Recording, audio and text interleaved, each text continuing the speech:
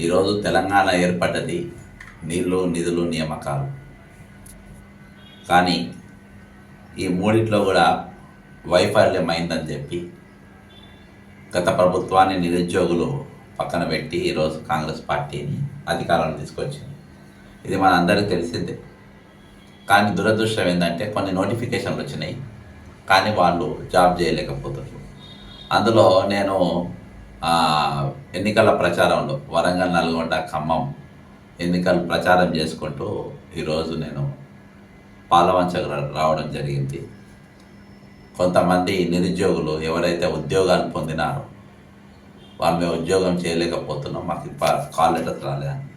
అందులో TSPSC AE notification number 12/2022 September 2022లా దాదాపు 1540 క్యాండిడేట్స్కు వీళ్ళకు జాబ్లు వచ్చినాయి.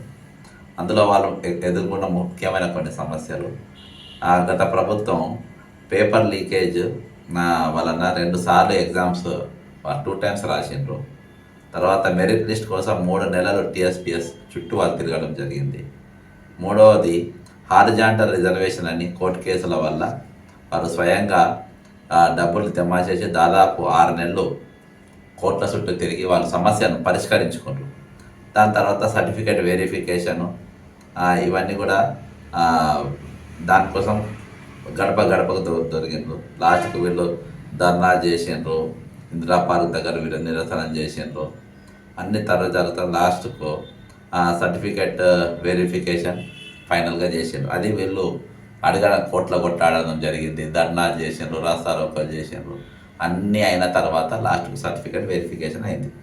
కానీ ఇప్పుడు సర్టిఫికేట్ వెరిఫికేషన్ 2 నెలలు అవుతుంది. 2 నెలలు అంటే ఎన్నికల నోటిఫికేషన్ రాకముందే. నేను ఇప్పుడు వెంటనే ఇచ్చేయమని అంటలేను, ఎందుకంటే ఎన్నికల నోటిఫికేషన్ ఉంది, కౌంటింగ్ తర్వాత ఇవ్వాలి. అది నాకు చెప్పిన విద్యార్థులకు, నిరుద్యోగులకు కూడా వాళ్ళు తెలుసు.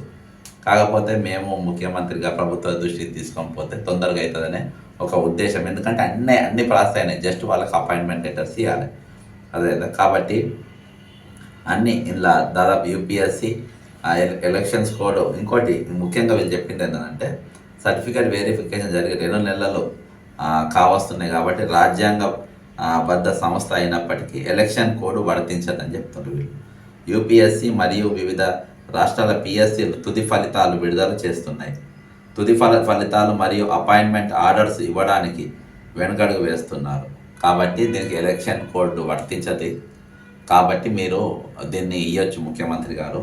కాబట్టి మీరు వీళ్ళకి వెంటనే దాదాపు ఇప్పుడు మనం ఆల్రెడీ ముఖ్యమంత్రి గారు 30,000 నౌకలు ఆల్రెడీ ఇచ్చేసినామని చెప్పుకుంటున్నారు.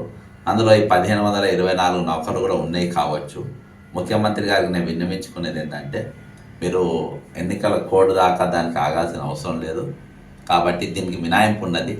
మీరు వెంటనే ఆ 1540 పోస్టుల ఆర్డర్స్ ఎవరైతే అన్నీ కంప్లీట్ అయ్యి జస్ట్ అపాయింట్మెంట్ లెటర్స్ కోసం ఉన్నాయో మీరు పెద్ద గ్రాండ్ ఫంక్షన్ పెట్టుకొని అవి ఇచ్చి ఈ 30,000 మీరు కలుపుకోవచ్చు. అవి కలుపుకోవచ్చు. మేము ఇచ్చిన నౌకర్లనే కూడా చెప్పుకోండి, ఏమి ఇబ్బంది లేదు. కానీ వీళ్ళకు వెంటనే వీళ్ళకు అపాయింట్మెంట్ లెటర్స్ ఇవ్వాలని చెప్పేసి ముఖ్యమంత్రి గారికి విజ్ఞప్తి చేస్తున్నాం.